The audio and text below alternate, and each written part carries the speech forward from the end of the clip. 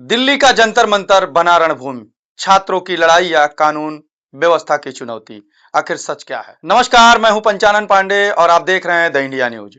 दिल्ली का जंतर मंतर एक बार फिर सुर्खियों में है।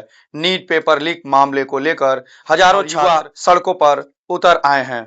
उनका कहना है कि अगर परीक्षा प्रणाली में पारदर्शिता नहीं होगी तो लाखों छात्रों का भविष्य खतरे में पड़ जाएगा। लेकिन इसी प्रदर्शन के दौरान पुलिस और प्रदर्शनकारियों के बीच धक्का मुक्की, तनाव और कथित लाठीचार्ज की खबरें भी सामने आईं। कुछ वीडियो सोशल मीडिया पर वायरल हुए जिनमें पुलिस दिखाई दे रही है, वहीं कुछ वीडियो में प्रदर्शनकारियों द्वारा पुलिस से उलझने के दृश्य भी सामने आए। ऐसे में सवाल सिर्फ इतना नहीं है कि कौन सही और कौन गलत, असली सवाल यह है कि क्या लोकतंत्र में विरोध का अधिकार और कानून व्यवस्था दोनों साथ साथ चल सकते हैं। आइए पूरे मामले को सभी पक्षों से समझते हैं। सबसे पहले बात करते हैं प्रदर्शन कर रहे छात्रों की। इन छात्रों का कहना है कि उन्होंने वर्षों तक दिन रात मेहनत की है। कई परिवारों ने अपनी जमा पूंजी बच्चों पर पढ़ाई के खर्च की है। ऐसे में यदि परीक्षा की निष्पक्षता पर सवाल उठते हैं तो उनका भरोसा पूरी व्यवस्था से उठ जाता है।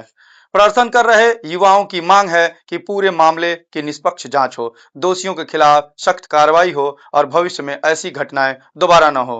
उनका कहना है कि लोकतंत्र में अपनी बात रखना उनका संवैधानिक अधिकार है और शांतिपूर्ण प्रदर्शन करना किसी भी नागरिक का अधिकार है। लेकिन दूसरी तस्वीर है प्रदर्शन के दौरान कुछ जगहों पर पुलिस और प्रदर्शनकारियों के बीच तनाव बढ़ा। कुछ वीडियो में बैरिकेड तोड़ने, धक्का मुक्की और पुलिसकर्मियों से बहस के दृश्य दिखाई दिए। यदि किसी प्रदर्शन में हिंसा होती है, सार्वजनिक संपत्ति को नुकसान पहुंचता है या पुलिस पर हमला होता है तो ऐसी घटनाएं कानून के दायरे में स्वीकार नहीं मानी जाती। अब बात करते हैं पुलिस और प्रशासन की। दिल्ली पुलिस का कहना है कि राजधानी में कानून व्यवस्था बनाए रखना उसकी जिम्मेदारी है। जब बड़ी संख्या में लोग एक स्थान पर इकट्ठा होते हैं तब सुरक्षा व्यवस्था बनाए रखना चुनौतीपूर्ण हो जाता है। पुलिस का तर्क है कि यदि भीड़ नियंत्रण से बाहर हो जाए तो आम नागरिकों की सुरक्षा भी प्रभावित हो सकती है। इसी कारण कई स्थानों पर बैरिकेड लगाए गए, अतिरिक्त पुलिस बल तैनात किया गया और स्थिति को नियंत्रित करने की कोशिश की गई। हालांकि पुलिस की कार्रवाई पर भी सवाल उठ रहे हैं।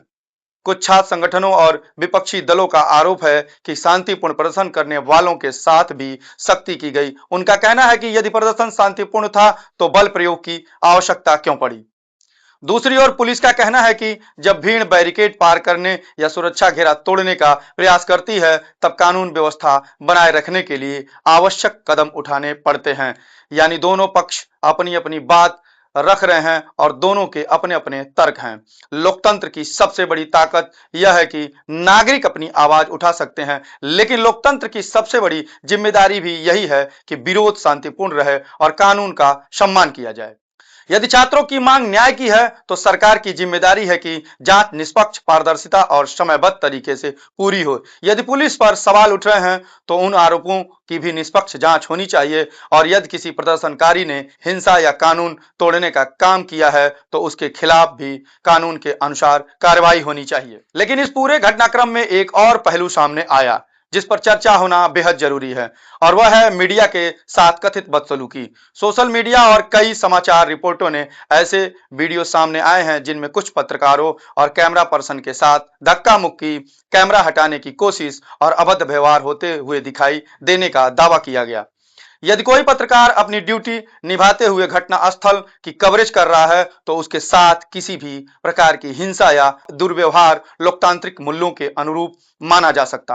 हालांकि यदि किसी पत्रकार या मीडिया संस्थान पर कोई आरोप है तो उसका समाधान भी कानून और संवाद के माध्यम से होना चाहिए, न कि हाथापाई या धमकी के जरिए।